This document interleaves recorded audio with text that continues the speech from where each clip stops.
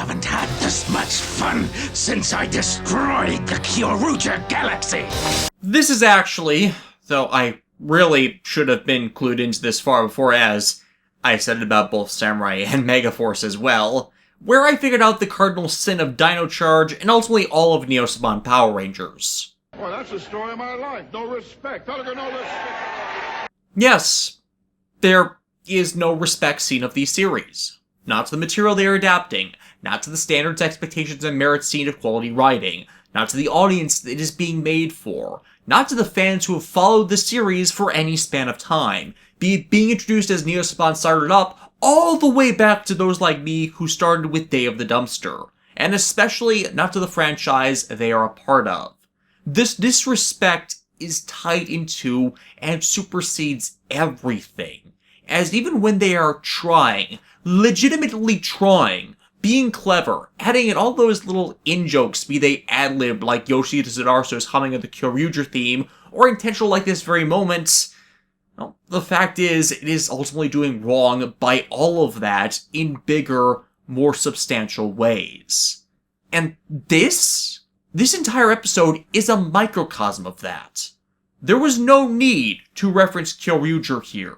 There was no need to say destroyed them. There was no need for it to be this bragging nonsense, which all reflects horribly on one of the characters we most wanted to see properly adapted, only to get this sloppy seconds of what we had been expecting. And what was the reason they even bothered with this? Why, it's so they could get the Spinozord in the series as the 5th independent Dino Charge Megazord! That is a horrible reason, undermines the entire point of why we wanted him and your adaptation of Heckle in the first place. If you weren't going to use them correctly, you should not have done it at all. But who should come in and attack 900D but 900D? Heckle coming in, wearing his goggles, and uses his power to blast Medusa while he's immune to his petrifying powers. Why? I know what it's like to lose an entire world. It's time you paid for your crime. This is bad comedy. And with that, they both withdraw, leaving them with 7 stone statues. It's all my fault. No, really! So back at base, they try and think of a plan. Phil suggesting just using the Zords as they won't be near him. But your friend's Zords will not work while they are stone. Yes. Yes, they can. Both Plezio being active while an Energem was unbound, and Titano being able to be revived while Zenowing was too far from it for the Energem to power it both show that. The Energems are still fine and fully active. It's their users that are stone, and members of the team have piloted the other Zords before with there being no problem. Hell, you adapt footage of them doing exactly that. Hell, you don't even need the Megazord. Just summon a Zord at a distance and go on the attack. The Pachysord's ball and chain is perfect for that. Or, here's an even better idea. Since it was already shown with Heckle in the previous fight that Shelby got a clear look at, Medusa's artifact requires eye contact. So put on some sunglasses, suit up so they can make direct contact with your eyes, and break the damn thing. I know this is all just an excuse to create the Spinozord, but come on! This is not justifying in any respect its required creation or inclusion in this series. Hell, in more lampshades, how much it was unnecessary. Shelby's forced into doing the job because dinosaur knowledge, and she gets to work. Assuming Zenowing's shorthands for the process described earlier is literally all it took, instead of that being shorthands for a more complex process. This is the Powerpuff Girls' sugar, spice, and everything nice method of making sins against man and beast. And the final component being a warrior spirit.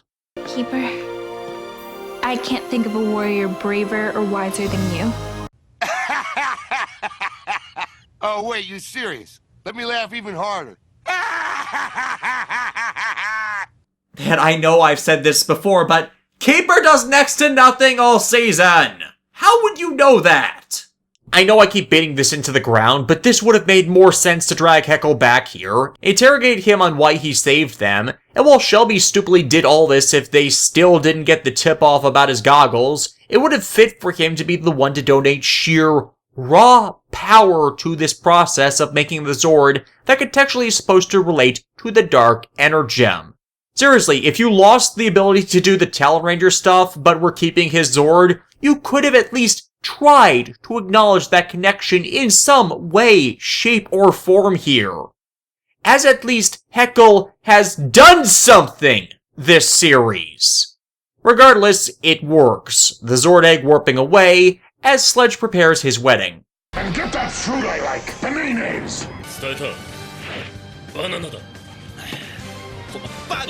The Zord they track to a campsite, where they find Heckle, who informs them of his trial separation from Snide. Revealing why he attacked Medusa is all about the Fiend bringing up bad memories of his own homeworld's destruction. Keep her surprised to hear he's a survivor. And all the malevolent things he's done is just retcon to be in the service of trying to restore his planet at any costs. Though this also conflicts with the fact he has also gone around destroying civilizations alongside Snide. I know that in the past I've done some things which might lead you to believe I'm a bad egg. You destroyed my entire planet! He's not that dangerous! But I know of several destroyed galaxies that might beg to differ! We've all destroyed galaxies! None of us is perfect. And you know, I deconstruct how contrived Heckle's shift into being a good guy in this show is, and trust me, I do have the material for it. But frankly, it's still a better, more lampshaded, foreshadowed, showcased, and justified redemption arc than Starlight Glimmer. So, you know what? I'm gonna give the show a free pass, as when put up against Starlight's, this is Shakespeare in comparison. Because at least Heckle stopped doing things automatically categorized as certified grade A, capital E, evil, when they put him on that arc. His actual villainous actions weren't that villainous when you really think about them, though that's most of the villains in this show due to them all being idiots. And by show lore, was an actual victim. Wanting to restore his homeworld? I've seen worse reasons for being evil before pulling a heel-face turn. Medusa arrives, Heckle once more giving the tell that blocking their sight would have made more sense than creating a Zord, as creating a Zord did not solve the immediate problem, with Shelby and not him knocking away his amulet so the three Rangers can face him down. Heckle and Shelby together destroying the artifact before he leaves. A hint to the wise. Get off this planet. As the others are freed from their stone prisons, Medusa goes giant. How can we fight him without a Megazord? Really? Really? They completely screwed up the framing of this entire fight, too, with flip-flopping the arrangement of the battle so the Zord fight, with only 4 people on board, is used first to curb stomp Medusa, before moving back to the 10-man team brawl, the first 10-man team brawl of the entire series, when that should have been completely reversed, both to give more time to build up to the Spinozord's debut, and so the entire team together could pilot the Zords at least once. Once is all we were asking with that. This is also the only time, despite reshooting the footage for them before, that we see them using one of Carnival's biting change animations so Tyler can use the Spinozord's power, which just shows just how much reshooting that footage was unnecessary. Presumably that is why they flipped the footage, but contextually that doesn't work because 1, we wouldn't have known how it related regardless, and 2, this entire event is entirely removed of the irony the original battle with Night Hunter D had in Daigo defeating D with the same attacks that D previously used to dominate them. So it wasn't important to see the Spinozord before this to know it existed and what its weapons were, since they would have been showcased right after. Regardless, they're too late. Shelby's stupid plan has resulted in them losing their chance to destroy Sledge's ship. Sledge ready to begin his final assault. The Rangers, against type, realizing from Heckle's warning that whatever Sledge has planned may be that devastating that space is the only safe place to be. Which thus leads us, finally, into the 2-part season finale. No, it's not. There's a Christmas episode set after it that I also had to pirate as it's not on the Supercharged DVD set. You know, as much as I hate Legendary Battle as there's no actual ending and just stops, at least it didn't tack anything else on past the end. Anyways, a power company calls in the museum staff as they found a dinosaur egg. Shouldn't they have called Animal Services first? There are creatures that lay eggs that large in the world. Ostriches, for example. Sledge prepares for his wedding, revealing he's turned the Dark Energem into Poisandra's wedding ring, which is an overt betrayal of Snide, who he's just going to get rid of. I knew I couldn't trust you, Sledge. Then why did you ally with him over the guy that freed you from your host? With the eggs confounding Kendall, the team suggests tracking down Heckle to get him to elaborate on his earlier warning. Well, why don't you go and ask him when you give him his Sunday? What? What? What? He reveals they're eggs of the monster Greenzilla, which, like him, was previously held in solitary confinement because of how dangerous it was. Then why were the eggs found in a normal cell? And those beasts are so ferocious, just one is enough to destroy a world. 6 of them? It's doomsday o'clock, and Heckle's just ready to enjoy his last meal before he dies. But the team confronts him over his conduct in helping them with regards to his original, corrupted mission, all in efforts to get him to work with them simply out of the guilt trip. Snide is evil, but Heckle isn't. Most of this sect of the season would seek to disprove that assertion, but again, I am letting this entirely slide. Heckle refuses to help, not seeing the point. But the team starts getting reports of the eggs emerging, blasting apart the one they have so it doesn't hatch, but that's still leaving 5 more of them that are unleashed on the world, as they didn't have the time to stop them. Them all matching up with where, in Kyoryuger, the D-Boss clones attacks just to keep things simple. Thus, it's duplication time, with all 5 of the Megazords confronting the young Greenzilla before they can do much damage. Though Phil and James, the least experienced of the group in piloting Megazords, don't have anyone else backing them up in Plesio. That seems foolish, as all Kendall does back at base is something Keeper could have done in coordinating their efforts. As again, Keeper does almost nothing all season. Sledge's wedding begins, it being screwed over, ironically, by a dungeon rat only seen once before, and that's before he learns his plan with the Greenzilla eggs has gone foobar by Tyler managing to destroy the second of the 6. Suffice to say, he's not having a good day. He orders Snide planetside, with Snide, while the rest are distracted, stealing the Dark Energem. All while planetside, Heckle continues to just enjoy his last day. It's only when a woman can't find her kid that she is literally a turn of her head away from finding and thus resolving her whole crisis, does Heckle muster up enough empathy to actually care for anything, and thus change his mind about staying out of this. And by seeing Snide come down, he decides he needs to confront his other half, who has tracked the signal of the dead Greenzilla egg. Wrench tracked the location of the egg to here? But this is the museum! Yeah, it's not like you've seen them working here multiple times or anything, or attacks have ended up coming to this museum repeatedly. He breaks into the base, and this would be so more effective had Kendall been elsewhere. He smashes the place, destroying the battery recharging stations, only to be saved by Heckle, who forces Snide to retreat, the lot chasing after Snide and destroying his means of escape in a just horribly shot and framed fight. Yeah, broken record, but it really is true that Mark Harris's fights are horrible. Oh, and look! They've already formed the Ultrazord without Snide going giant. I guess that escalation of conflict reasoning for why they didn't do that to destroy Sledge's ship is just as asinine as I said. Sledge refuses to turn Snide giant, so he's all out of options. He's outmatched, outgunned, and outpowered. So with application of incompetent editing, where they're shown charging the cannon formation, but actually shoot it with the Ultra Plasma Final Blast, which is a completely different stock footage, and all you need to do to pretend that was what they were doing was not cut back to a shot that included the damn mech, Snide is destroyed. But the Dark Energem? Pfft, not even a scratch.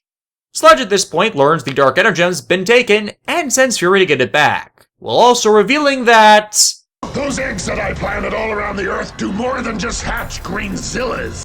you had only 6! No, there are more eggs he placed on the planet that are going to root themselves deep into the crust and send tendrils up so they can drag the planet out of orbit.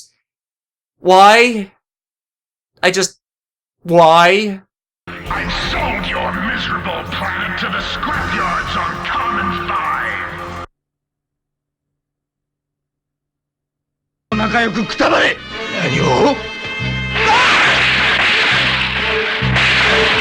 このままではお前は死ぬ。わしはお前を死なせたくないのだ。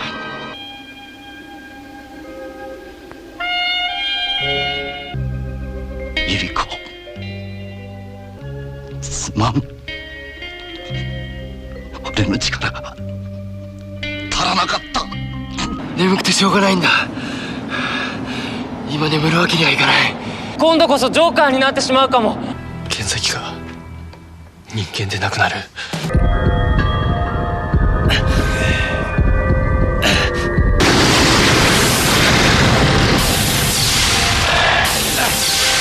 2体確認。バトルファイト最後の1体になるまでか。俺たちがどちらかを封印しない限りバトルファイトは決着せず滅びの日は来ない。統制者は俺たちに戦いを求める。それがアンデッドの運命だ。俺は運命と戦う。そして勝ってみせる。お前は人間たちの中で生き続けろ。どこへ行く？俺たちは二度と会うこともない。皆殺しにしようとしてたのか。当然だ。だがこの先10年で我々はその3万倍を抹殺することになる。どんな決断にも犠牲はつきものだ。その程度のこともわからないガキなのか貴様は。冗談じゃねえ。犠牲と引き換えに希望なんて冗談じゃねえんだよ。覚えているだろう。お前が初めてアーマードライダーとして倒したインベスを。あの時戦っていなければお前たちは殺されていた。あの時守り救った命と友を犠牲にして命を拾っておきながら。確かに俺は過ちを犯した。だからこそ同じ過ちが繰り返されるのを見過ごせない。俺は諦めない。犠牲が必要だって言うならそれを求めた世界と戦う。Fury wrecks the base even more, showing how pointless snide wrecking it was, as this second assault just has no urgency or drama attached to it if the place was already destroyed. Sledge sends his stupid warning about selling the planet, but this is extremely dumb, as this tip-off in the time it would take to tow a planet would be more than enough time for the team to unleash innumerable counterattacks, as his plan to just junk the entire thing would only work if they were all dead, which they are not! Hell, here's the most simple one. Why not just blast the ship towing the Earth? It's not been taken that far out of orbit yet. They've broken Sledge's ship at least twice now, and both of those times were when they didn't have access to their own freaking spaceship. And once again, this begs the question from the beginning that if his ship has the power to tow the mass of entire planets, then why couldn't it have towed a space rock at the beginning of the series that would have actually been big enough to exterminate the dinosaurs? I love it when a plan comes together. Was this referencing the meme or the actual AT? It's a bad line either way. I just want to know if I should hate it for ripping off an entertaining 80s show, or this entry's insistence on bashing us over the head with pop culture references and allusions to things that are better than it. Well, on the bright side, this will fix the global warming issues the Earth's suffering if we're farther from the sun. But of course, the obvious solution of blasting Sledge's tractor beam offline is not considered. The only hope of saving the Earth is to destroy the Dark Energem. Priorities! You lacked them! Ugh, my god, Gosei was better at this! They say the only way to destroy the darkness of the Dark Energem is with light, but as without darkness light cannot shine, and without the light there is nothing to dim with darkness, that refutes the whole balance of power and forces motif, also long part of the franchise. Chase getting the stupid idea, we're finally back to him being in character, that teamwork is the key, and bringing everyone on the planet together will be the light that shines in the darkness. Forgetting that this kind of unifying spirit motif and the possibility to unite, connect, and bond people in this manner has not been a thing done in this series like it was, say, Kyoryuger, where it was one of the themes of the show to validate this idea. Oh no, it's even worse than that. As what they do is have everyone all hold up mirrors while they fly the Energem into space, so all those beams of light can focus themselves on the Dark Energem, and giving them the focus light to break it. Even though light diffraction through an atmosphere would make most of those beams of light unable to reach out into space, and ordinary mirrors only reflect approximately 40 to 60% of the light they're hit with, and in space the radiation coming from the sun is infinitely more powerful than anything we humans could ever seek to produce from the total combined energy output of our entire planet, so all you actually needed was a mirror ray in space, or to chuck it into a freaking sun to do the job for you. For the love of God, the great leader of Shocker is less idiotic with his stupid plans. But wait! There's more! Because Keeper insisted they do this instead of the smart thing of dealing with Sledge, as you could literally focus on destroying the damn Dark Energem at any freaking time after this. They actually fail at saving the Earth. How? Destroying the Dark Energem creates a black hole, which Sledge drives his ship and the Earth into. What the fudge, Fickle? Once this is gone, you'll be able to save the planet. Wrong, wrong, wrong, wrong. Wrong, wrong, wrong, wrong. You're wrong, you're wrong, you're wrong. So, yeah, for the first time ever, because they listened to their completely incompetent mentor, the Power Rangers not only fail to save Earth, but are guilty of being the ones responsible for and complicit in the murder of everyone on it. You know, the Megaforce Rangers were completely incompetent at their jobs and had to get shoveled power-ups they didn't earn to beat things, and by their series end had to have their entire story invalidated by the return of real heroes, but wow, did they not fuck this much up. I still say Gosei is the worst mentor, and their show is the worst overall, though, as he does no actual mentoring. It's really a pros-cons debate between the two shows. But yeah, 7 billion people dead. Their families, their friends, dead. Only mildly upset. Deadbeat Dad just watched 7 billion people get killed. It's partly his fault, and he's just shaking his head. Hence why he is Deadbeat Dad. All is not lost.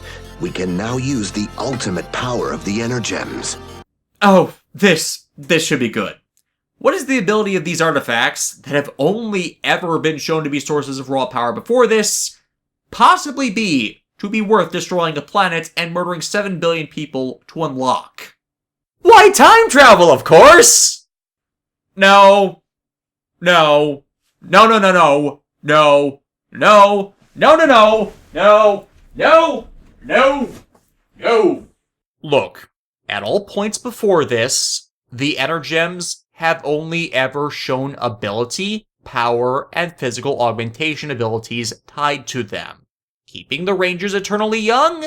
Yeah, biological immortality does not work that way. It does not freeze you in time. It makes it so your body constantly regenerates to the state it was in when that ability was granted to you, as otherwise freezing your body in time has all kinds of connotations, as the body's normal metabolic processes would also be frozen, meaning you would be unable to heal, eat, properly register pain, or as a shorthand, the events of Torchwood Miracle Day. How is it that Lightning Returns, the worst RPG I have ever played and reviewed on this show, understood this better? So yeah, the only justification previously behind what could have foreshadowed this true ultimate power of the Energems is complete and utter bullshit.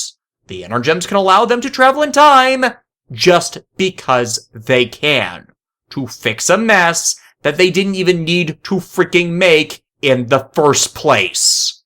As even if they brought back the Earth, they've nonetheless changed billions and billions of lives in the process. It's gross negligence any way you cut it. I tried to save the planet and accidentally destroyed it, but I meant well. This is the Starlight Glimmer fallacy. Oh, and I just realized, Tyler has been dressed like Marty McFly this entire episode. Classy. I will send you back in time so that you can stop Sledge forever. Except right now, he's dead. You killed him. When you could have just blown up his ship. Ugh. Whatever. Activate the Omega-13. Except, they don't. Because they don't go back to stop Sledge before we even put this plan in motion, but instead they go all the way back 65 million years. How are the Zords even functioning without the Energems? You've kind of established they need that to do so. Past Sledge sees them, going down himself to stop them from him taking the Energems from Past Keeper, even though he has an entire army of minions on this ship which could do the job for him. The rest meet with Keeper, revealing who they are, who asks they prove they've bonded to the gems.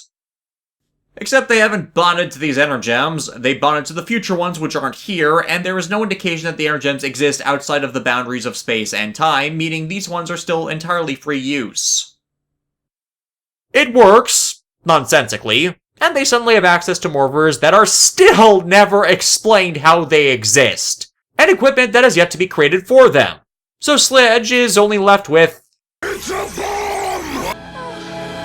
Fool you! Remember when that took out their entire ship for eons? Tyler has access to his battleizer, which he can't use without the T-Rex sword, which is shown as worthless against Sledge anyways. I miss the tension of the Battle of D-Boss vs. Carnival right now. For all the flack Daigo gets, that was actually a pretty damn epic fight. Time to show you something you've never seen before! Let me guess. Magna Beam? Magna! Hey, how did you know? He's from the future. Things are very shiny there. But everyone else has been busy hijacking Sledge's ship, with weapons they should not have as they've been created by Energem power, which they don't have, and set the ship, and Sledge, who they capture another Electronet, on a collision course for the sun. Why could you have not done this earlier? You know, before you became responsible for the death of 7.5 billion people? But yeah, they escape. Sledge dies, alongside everyone on board including past Heckle, which makes one wonder why they don't all just disappear once Sledge was destroyed in a puff of logic. Because time paradox!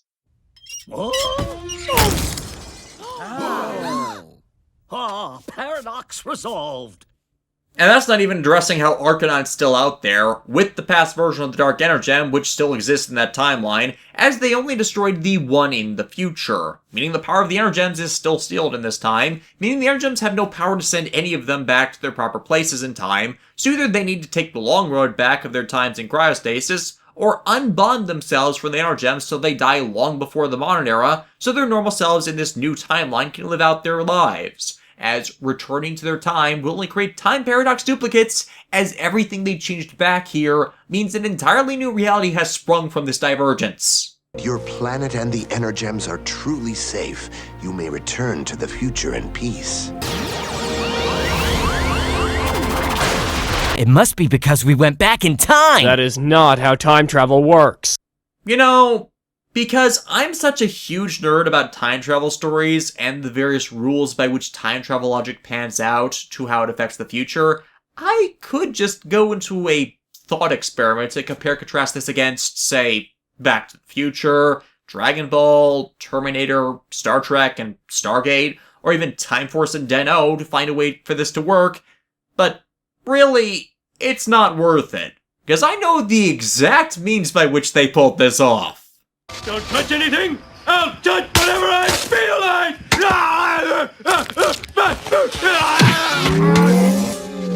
But it continues to prove my assertion that the first episode's bullshit to set up their entire story was just that. They have ultimately put less effort and thought into this than the average Toei spring movie. Yes, I am praising the idiocy of Shoji Yonemura's annual insulting and outright offensive dreck, as his abuses of the time travel story device aren't as inept in comparison. That is how bad this is. Hell, when it aired, the fandom went in open revolt against this show, to the point the more extreme fans began to call for Judd Lynn's head on a pike. Again, that is not hyperbole. They were literally demanding Lynn's death for this, despite him barely being involved in this stretch of the series. We didn't even get that extreme with Megaforce's god-awful finale, and Megaforce's god-awful finale is still worse than this. Incidentally, what the fuck, Power Rangers fans? That is so far beyond the line. So everyone returns home. Heckle deciding to stay with Keeper and Zenowing so they can restore his homeworld. I'd like you and Zenowing to go back in time to stop the Dark Energem from being stolen. Sure, why not at this point? It's not like that retcon will then invalidate this retcon and add a whole new divergent timeline to the mix, and the fact it then contradicts them asserting Sentai 6's destruction is happening after this, but syncs up with the original contradiction of that, so let's just call this a wash. Order is restored. A new chapter begins. And as the 8 members of the team from Contemporary Earth return home, they find that somehow, some way, the dinosaurs have survived extinction. When Sledge's bald meteors in no way could have been the event that caused their extinction in the first place, but is now shown to be so. Thus, everything in my opening rant from the first episode continues to be completely legitimate criticism of the unnecessary retconning of the prior eras of this franchise.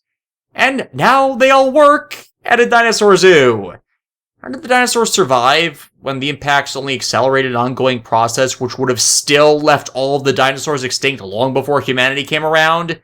And them being around meaning humanity would not evolve into its current state at all? Well, who cares? Dinosaurs are alive! Wonder and majesty and fantastical kid-pandering nonsense! For the love of Aura, the Super Mario Bros. Movie had a better explanation for dinos surviving, and Sentai already stole that one for Alba Ranger. But wait! It doesn't end there.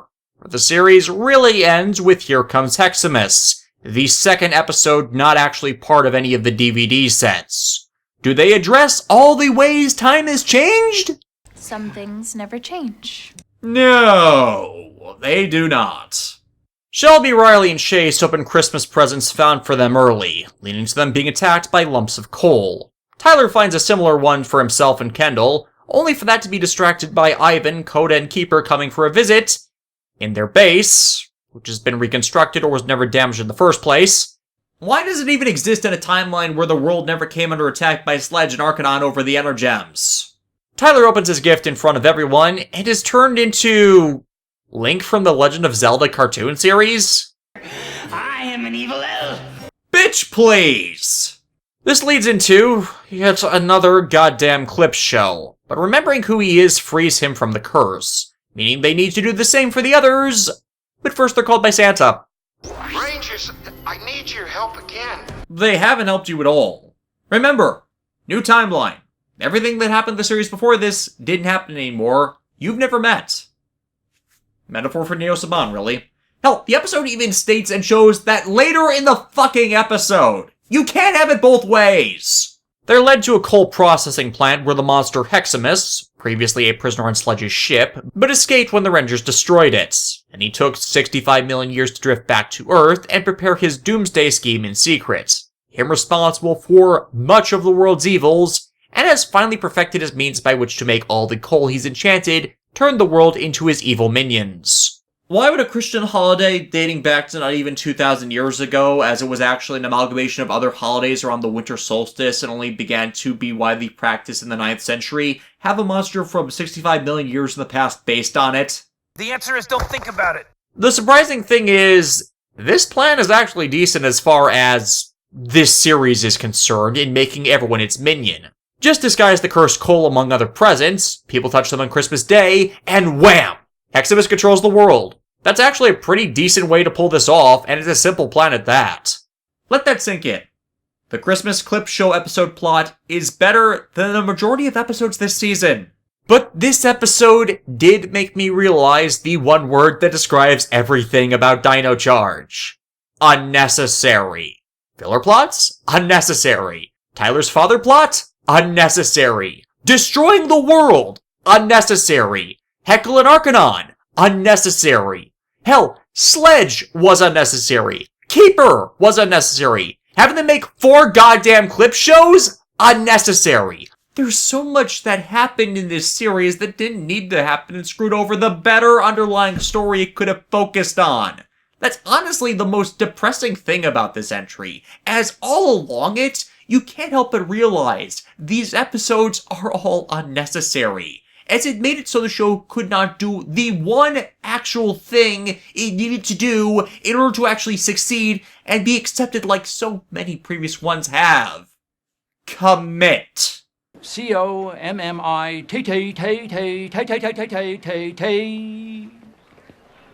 COMMIT.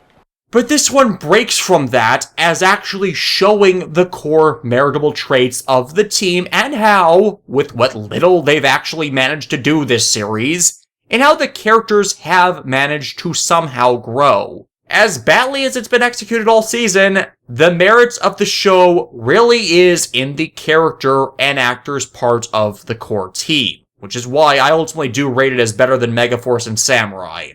And showing and reflecting on that is why this episode is more meritable than many of those it falls after, as it seeks to show what the series did right, even when it is surrounded by nothing and everything that is screwed up. And really, at the end of the day, that's Dino Charge.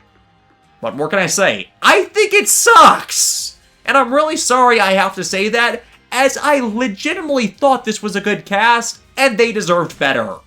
While it's not worse than Samurai and Megaforce by proxy of the characters usually being better even though they could be assholes, much like them, it did waste almost all of the potential Kyorager gave them without replacing what was excluded with anything of original merit, be it paralleling story arcs to a good threat, and goofy monsters that otherwise would have been menacing if they were not all collectively written to be brain-dead idiots.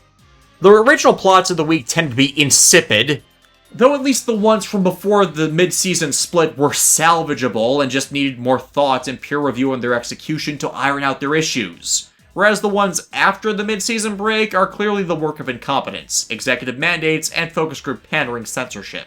And the adapted one's so screwed up, it makes you wonder whether they even watched the source episode at all. The music, editing, stunts, and effects work were bad, and unforgivably so with how long Saban's had the property back. The comedy of the series outright asinine, and I didn't even come close to listing all of the errors inherent to them, or how they detracted from the overall presentation. I'm not saying Power Rangers has ever been perfect in those areas, but they have done far better and made a more appealing effort in every, hell, any series previously stretching from 1993 to 2009 than has been showcased in the past 7 years. And Sledge himself is an all-around horrible villain. All of the villains in this show are. Some of the worst the franchise has ever seen. And frankly, I'm glad he and the rest of his cronies died in such a way that we will never, ever have to see any of them again. Guess who's back?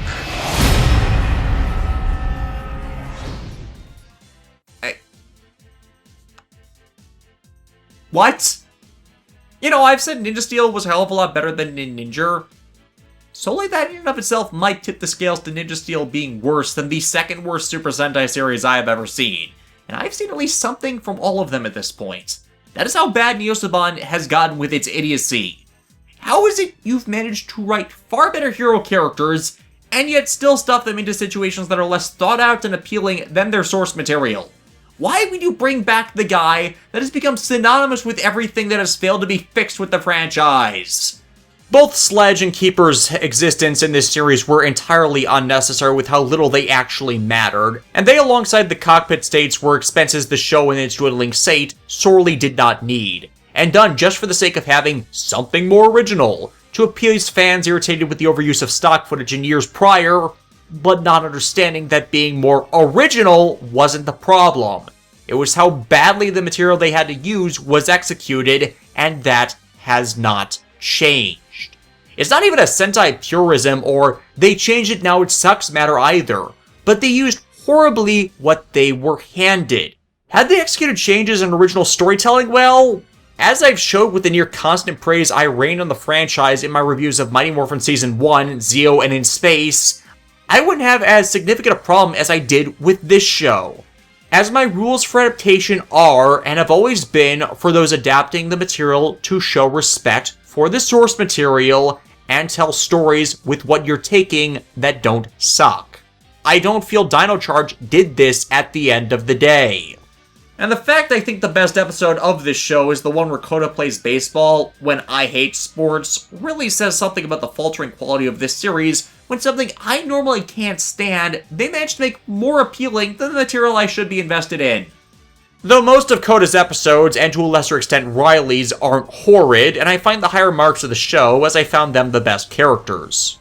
I didn't mind and rather liked Tyler and Shelby's more overt developed attraction in comparison to their Sentai counterparts until they fucked it up in the second half by slamming the reset button so nothing ever really comes of it, and I'm happy Chase got development that stopped him from being an asshole, though he unnecessarily remained an unreliable idiot.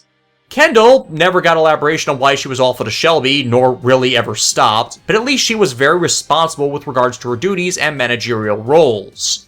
Ivan never stopped being a dick. Zeno Wing was just horribly executed, and there's no defending that. Prince Phil was just there when they needed him, and James is a deadbeat. So ultimately, while I did enjoy the cast and like them as actors, I hate most of these characters. Coupled with the horrid execution of everything concerning the villains, the unnecessary retcons, that just fucking terrible ending, and everything else I just see wrong, and sorry for people who do like it, but I can't rate it any higher. Final score for Power Rangers Dino Charge in its entirety, in comparison to the quality of the other Power Rangers seasons, is 2 out of 10.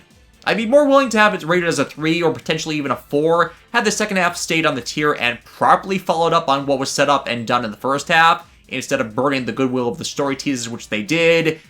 And they fired Noam Keneal, so it wasn't left writhing on the ground every time they had music playing. Really, I'd have given it a bonus point just for ditching Keneal. But as it is, it's not deserving of more than that. And sadly, it really did not need to be. I could seriously spend yet another video laying out a better plan for this series which could have fixed it with just minor changes.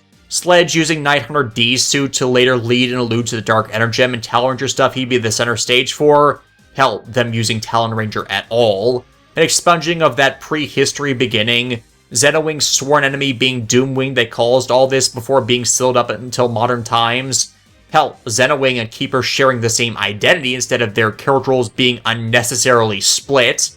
Arcanon having a point as the series' ultimate big bad instead of a footnote. Possibly some more connections to deeper lore like the Onyx stuff I mentioned. But honestly, it's not worth the headache and effort to go through all of that, as it's clear by the end. They just didn't care! We rest our case. What do you think, sirs? As they could have far better amalgamated what they did and what was made available for them from what Kyoryuger provided. Not entirely waylaying the first half because, again, there was more than enough salvageable material in the first half of the show. There could have been a better direction to it, an eventual point to everything that happened instead of it being wasted. But again, that all would have been contingent on having good staff and good writing to go alongside the good acting of the main cast. And we have not seen that from Power Rangers since RPM. But my ultimate finding from having finally taken a deep look at this era of the franchise is Saban has destroyed their greatest entertainment contribution to the world, in the unchecked pursuit of short-term profit over building something that people who may enjoy it can come back to again and again years down the line. As this series has no staying power, as you just find new things wrong on every rewatch. And as evidenced by how disastrously Ninja Steel has been received when they knew that was coming due to how horribly Ninja was received before it, the entire Neo Saban run's ruination of the franchise